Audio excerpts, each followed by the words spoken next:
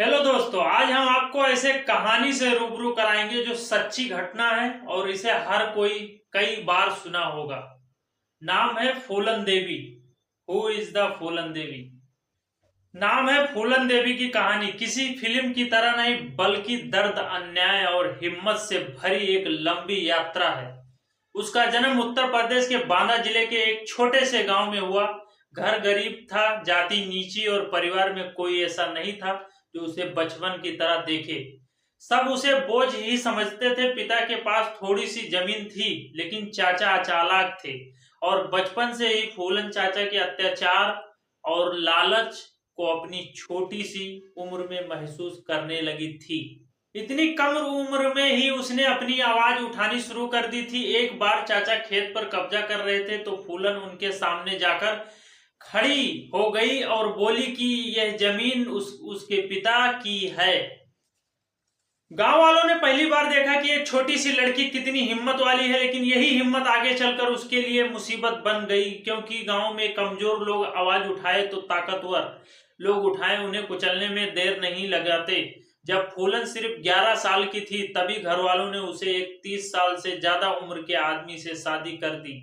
लड़की अभी खेलती थी, उसने दुनिया सही से देखी भी नहीं थी, पर उसे ससुराल में भेज दिया गया, जहां उसके साथ मारपीट और शोषण और अमानवीय व्यवहार हुआ। एक दिन वो रोते हुए अपने मायके लौट आई और कहा कि वो वापस नहीं जाएगी, लेकिन उसके पिता ने भी उसे नहीं बचाया, क्योंकि उस समय समाज में लड़की की शादी टूटना अपराध माना जाता था।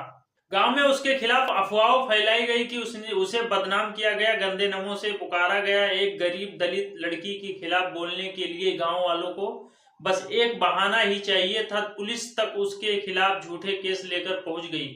उसके साथ थाने में बुरा बर्ताव हुआ, इतना कि वो कई दिनों तक किसी से भी बात भी नहीं कर पाई। धीरे धीरे एक बात फूलन के मन में घर में करने लगे कि इस समाज में गरीब की कोई सुनवाई नहीं।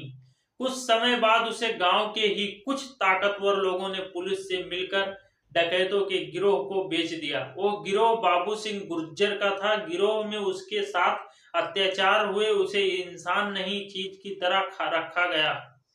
लेकिन उसी गिरोह में एक आदमी था, विक्रम मल्लाह। विक्रम ने पहली बार फूलन को इंसान की नजर से देखा। उसने कहा, तू मेरी बहन है, तू किसी की जागीर नहीं। विक्रम ने उसे सुरक्षित रखने की कोशिश की और उसका रक्षक बन गया।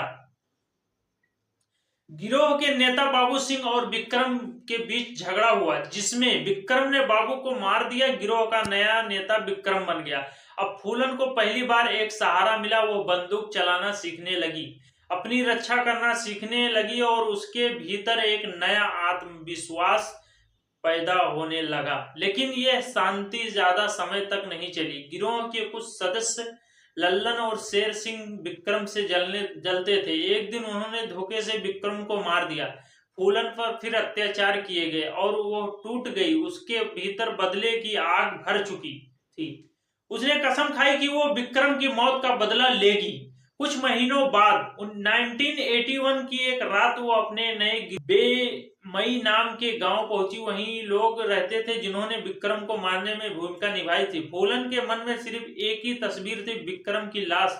गुस्से, दर्द और अपमान से भरी उस रात उसने कहा कि आज कोई नहीं बचेगा। बेमई में 20 से ज्यादा पुरुषों की हत्या हुई। इस घटना ने पूरे देश को हिला दिया। फूलन एक रात में सरकारी दुश्मन नंबर 1 बन गई। उसके बाद 2 साल तक पुलिस उसे पकड़ नहीं सकी। पूरे उत्तर भारत में जंगल पहाड़ छान दिया गए, लेकिन फूलन हमेशा उनसे एक कदम आगे थी। लेकिन फूलन जानती थी कि यह जिंदगी हमेशा नहीं चलेगी। उसने एक दिन आत्मसमर्पण करने की इच्छा जताई, लेकिन कुछ शर्तों के साथ। वो अपमानित होकर, हथकड़ी पहनकर या जमीन पर घुटने टेक कर सरेंडर नहीं की। वो मां की तरह सम्मान से खड़ी होकर आत्मसमर्पण चाहती थी। 25 फरवरी 1983 को एक ऐतिहासिक दृश्य बना। भीड़, मीडिया, पुलिस, हजारों लोग खड़े थे। फूलन ने अपनी बंदूक जमीन पर रखी, हाथ जोड़कर आगे बढ़ी और कहा, मैंने जो किया दर्द में किया, अब मेरी लड़ाई खत्म। ये दृश्य भारत के इतिहास में सबसे नाटकीय आत्मसमर्पण पर्वों में एक माना जाता है। अगले 11 साल फूलन ने जेल में बिताए। जेल में उसने पढ़ना लिखना सीखा, किताबों और पढ़ी और जीवन को नए तरीके से समझा। कई सामाजिक संगठनों ने उसके समर्थन में आवाज उठाई। धीरे धीरे देश में यह विचार फैलने लगा कि फूलन अपराधी कम और अपराधों का शिकार ज्यादा थी।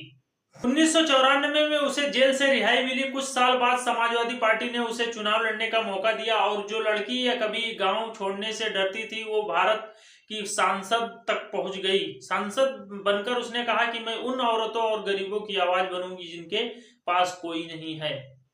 उसके भाषणों में दर्द भी होता था, गुस्सा भी और एक अजीब सी ममता भी। वो जानती थी कि दुनिया कितनी बेरहम है।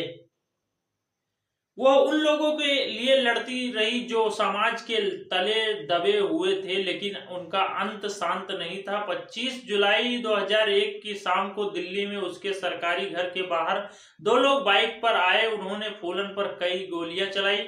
फूलन वहीं जमीन पर गिर पड़ी। कुछ ही मिनटों में उसकी सांसें रुक गई। हमलावरों ने कहा कि वो बेहमई का बदला लेने आए थे।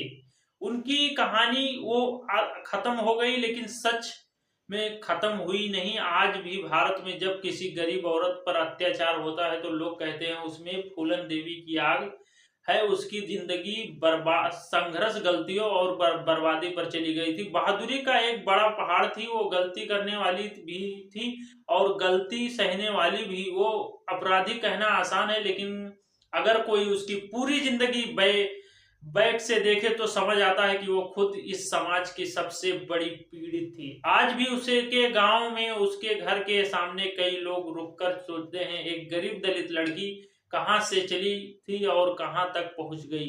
ये कहानी आज भी अधूरी नहीं है लगती, क्योंकि फूलन का नाम आज भी जिंदा है और शायद हमेशा रहेगा। Thank you.